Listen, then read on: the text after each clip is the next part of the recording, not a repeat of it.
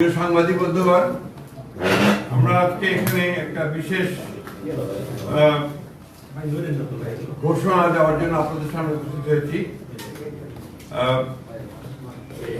গণ অধিকার পরিষদের সাধারণ সম্পাদক জনাব মোহাম্মদ রাশেদ খান, তিনি বাংলাদেশ জাতীয়তাবাদী দলে যোগ দিচ্ছেন এবং বাংলাদেশ জাতীয়তাবাদী দল সিদ্ধান্ত নিয়েছে যে ঝিনাইদহ ৪ আসন, যেটা ঝিনাইদহ সদর এবং কালীগঞ্জ থানা নিয়ে, এই আসনে মোহাম্মদ রাশেদ খানকে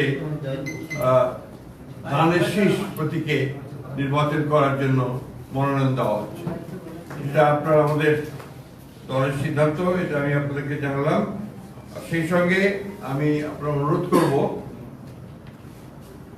এই ঝিনাইদহ ও কালীগঞ্জ, ঝিনাইদহ সদর কালীগঞ্জ অর্থাৎ ঝিনাইদহ ৪ আসনের বিএনপির সকল নেতাকর্মীকে মোহাম্মদ রাশেদ খানের সঙ্গে কাজ করার জন্য এবং তাকে বিজয়ী করার জন্য সর্বশক্তি দিয়ে কাজ করার জন্য। আসসালামু আলাইকুম। বাংলাদেশ জাতীয়তাবাদী দল বিএনপির সংগ্রামী মহাসচিব, তাকে অসংখ্য ধন্যবাদ। আমি মোহাম্মদ রাশেদ খান 2018 সালের কোটা সংস্কার আন্দোলন থেকে আপনাদের সাথেই ছিলাম। কিভাবে রাজপথে সংগ্রাম করেছি আপনারা সবাই জানেন, সাংবাদিক ভাইয়েরা। বিশেষ করে জুলাই গণঅভ্যুত্থানের সময় আমার পাশে বিএনপির স্থায়ী কমিটির সদস্য জনাব সালাউদ্দিন আহমেদ এবং আমি রাশেদ খান, গণ অধিকার পরিষদের সভাপতি নুরুল হক নূর, আমরা তিনজন একসাথে এই আন্দোলন সংগ্রাম সমন্বয় কাজ করার সুযোগ হয়েছে এবং আমাদের সংগ্রামী মহাসচিব যে সময় তিনি গ্রেপ্তার হন, বিএনপির সংগ্রামী মহাসচিব আমাদের সালাউদ্দিন আহমেদ ভাই, তিনি ইন্ডিয়া থাকলেও এই আন্দোলনকে যেভাবে সমন্বয় করেছেন এবং আমার ভূমিকা সম্পর্কে আসলে আমি বলতে চাই না, সালাউদ্দিন আহমেদ ভাই তিনি জানেন, তিনি বলবেন।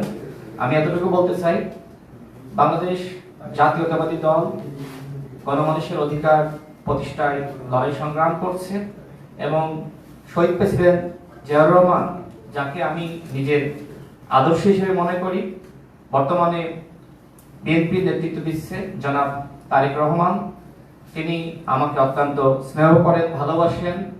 ফ্যাসিবাদ বিরোধী আমল থেকে তার সাথে আমার সম্পর্ক। আমি মনে করি নতুন বাংলাদেশ গঠনে তার নেতৃত্ব দেশ এবং জনগণের জন্য অত্যন্ত প্রয়োজন। আমি বিশ্বাস করি সংস্কার, বিচার এবং সুষ্ঠু নির্বাচনের ক্ষেত্রে জনাব তারেক রহমান গুরুত্বপূর্ণ ভূমিকা রাখবেন। আমি রাশেদ খান আজকে বিএনপিতে যোগদান করেছি এবং জনাব তারেক রহমানের নেতৃত্বে ইনশাআল্লাহ দেশ এবং জনগণের জন্য সংগ্রাম করে যাব, কাজ করে যাব। আসসালামু আলাইকুম।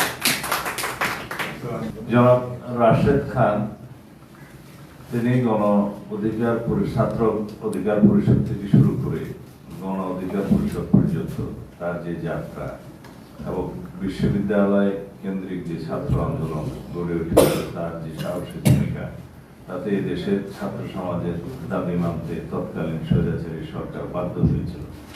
সেই ভূমিকায় রাশেদ খানের নাম আমাদের ইতিহাসে উজ্জ্বল থাকে। গণ অধিকার পরিষদের সভাপতি নুরুল হক নূর এবং রাশেদ খান বিগত 24-এর ছাত্র গণ অভ্যুত্থানে যে সাহসী ভূমিকা রেখেছে তা আমি জানি, তার মুখেও শুনেছেন, এবং তারা জীবন বাজি রেখে অনেক পদক্ষেপ নিয়েছিল ফ্যাসিবাদ বিরোধী গণতান্ত্রিক আন্দোলনে ফ্যাসিবাদকে হটানোর জন্য। সেই অবদান ইতিহাসে লিপিবদ্ধ থাকবে। আমরা চাই বর্তমান নতুন প্রজন্মের এরকম আরো অনেক সাবেক ছাত্র নেতা যারা এখনো বয়সের তরুণ, তারা জাতি বিনির্মাণে সঠিকভাবে পদক্ষেপ নিতে পারুক এবং সেজন্য তাদেরকে জাতীয় সংসদ থেকে শুরু করে সমাজের, রাষ্ট্রের বিভিন্ন স্তরে তারা প্রতিষ্ঠিত হোক, সেটা আমাদের কামনা।